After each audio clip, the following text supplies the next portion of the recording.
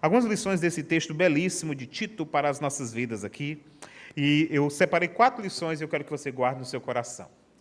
Tá bom? A primeira delas é o seguinte: reconheça que a salvação é um presente de Deus, não o resultado dos seus esforços. Receba a salvação com gratidão e descanse nesta graça que perdoa o pecado. Você foi salvo pela graça de Deus. Pela graça de Deus. A graça de Deus diz quem nós somos. Nós somos o quê? Desprezíveis, trapos de imundície, pecadores, pobres, cegos, miseráveis e nus. Só que Deus nos deu dignidade, Ele nos deu uma nova vida. Nós somos salvos pela graça. Por que isso é importante? Porque quando nós temos consciência que fomos salvos pela graça, nós temos consciência que nós não temos condições nenhuma de sermos alcançados por Jesus. Ninguém tem mão suficiente para levantar e dizer: Senhor, eu estou segurando a tua mão. Não, é Ele quem segura e sustenta nós. A salvação não foi da terra ao céu, foi dos céus à terra. Foi Ele quem se encarnou e veio nos resgatar. Não foi eu que fui até Ele, foi Ele que veio até nós. Até porque, como diz Efésios capítulo 2, nós estávamos mortos em delitos e pecados. Charles Spurgeon dizia uma coisa: se nós estávamos mortos, a única coisa que nós tínhamos era mau cheiro. E Ele foi lá, nos deu nova vida e nos deu um novo perfume, chamado aroma do Espírito Santo. Ou seja, foi Ele que nos salvou. Segunda verdade: a graça não nos autoriza a pecar, mas nos fortalece para obedecer. Viva, portanto, como quem foi liberto do poder do pecado e agora encontra alegria em fazer a vontade de Deus. Ou seja, a graça, ela nos dá condições de vencer o pecado. Nenhum pecado, ele vem com todas as suas armas e nos atinge de forma desprevenida. Não, todo pecado vem até nós de forma articulada, mudando a nossa percepção das coisas. Por isso que o texto fala sobre viver com sobriedade, sensatez. Mas entenda uma coisa: essa graça também nos dá vitória contra o pecado. Se você estiver enfrentando alguma tentação, se você estiver enfrentando alguma área da sua vida que você tem dificuldade, você pode orar e dizer assim: Senhor, me dá condições de superar, vencer, resistir, fugir desse pecado. E você pode ter certeza que aquele que chamou você vai te capacitar para isso. Mas quando o Espírito Santo, você estiver na hora da tentação, e ele tocar na sua consciência, e você ignorar a voz dele, você pode ter certeza que o pecado será muito mais atrativo do que a voz de Deus.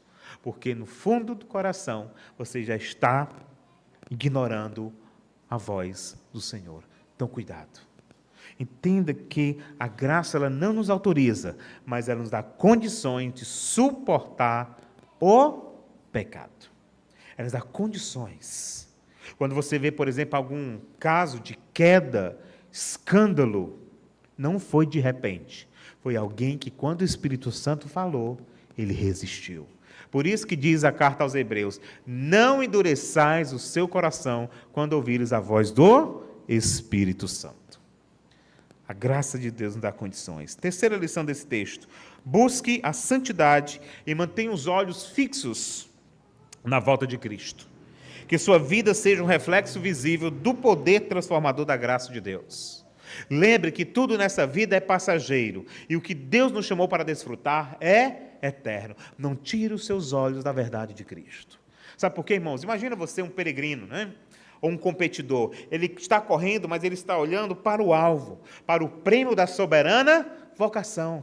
Se ele tira os olhos de vista, tudo vai parecer atrativo. E o que não faltam são coisas para nos fazer perder o foco nessa vida. Nunca tire os olhos do Senhor Jesus. Porque ao colocar os olhos em Jesus e ao correr e trilhar essa caminhada, confiando na graça de Deus, é que você vai conseguir superar, vencer, resistir todo o pecado. É o que diz, por exemplo, a carta aos Hebreus. Vamos lá? Para a gente ir chegando aqui aos finalmente. Hebreus capítulo 12, por gentileza. Olha o que diz esse texto. Hebreus capítulo de número 12, versículo 1 ao versículo de número 3. Olha o que ele diz aqui. Hebreus 12, versículo 1 a 3. Portanto, também nós, uma vez que estamos o quê? Rodeados por tão grande nuvem de testemunhas. O que é que tem que ser feito? Livremos de tudo o que nos... e do pecado que nos envolve. E o quê? Ficar parado? Não, corramos. Mas como? Correr como? Com perseverança, a corrida que nos está proposta.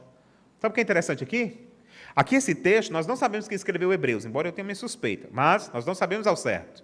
Mas a pessoa que escreveu Hebreus, ele está usando a figura do maratonista do primeiro século. Hoje, nós temos até muitas corridas de ruas, muitos maratonistas e tal. Mas aqui no primeiro século, era um esporte muito comum. E sabe o que é interessante? Os competidores, eles corriam, não eram com trajes adequados, tecnologicamente pensados como nós temos. Eles não tinham nem tênis. As pessoas corriam descalças. E sabe o que mais? Despidas. Sem roupa.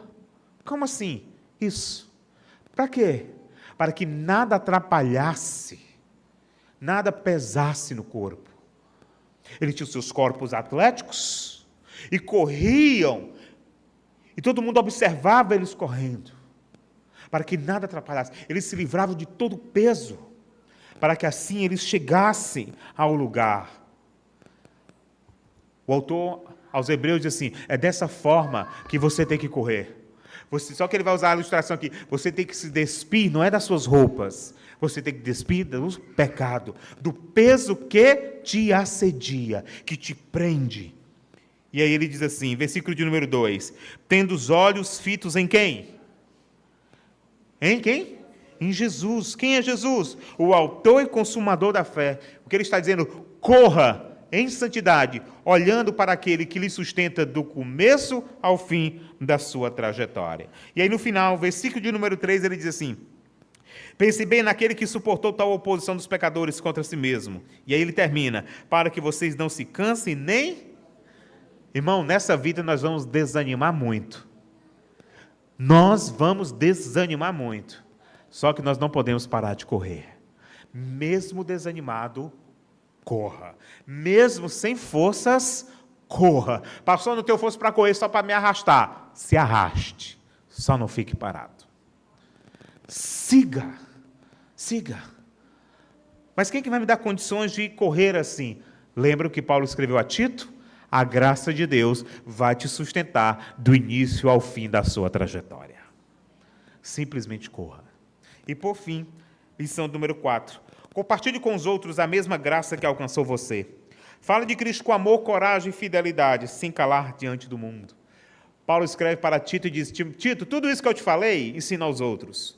E eu digo a você, meu querido irmão, Deus está capacitando você, a graça de Deus, para que você ajude outras pessoas também a trilhar a vida cristã. Deus vai colocar pessoas na sua vida para que você possa ajudá-las. Ajudá-las a quê? A se apropriar da verdade da graça de Deus. Então, se você chegou aqui essa noite desanimado, cansado, derrotado por algum pecado, fragilizado por alguma coisa, eu quero que você saia dessa noite ciente de uma coisa. Não te falta graça de Deus para restaurar, renovar, fortalecer, capacitar, santificar e para te sustentar até o dia da volta de Cristo. Que Deus nos abençoe. Amém.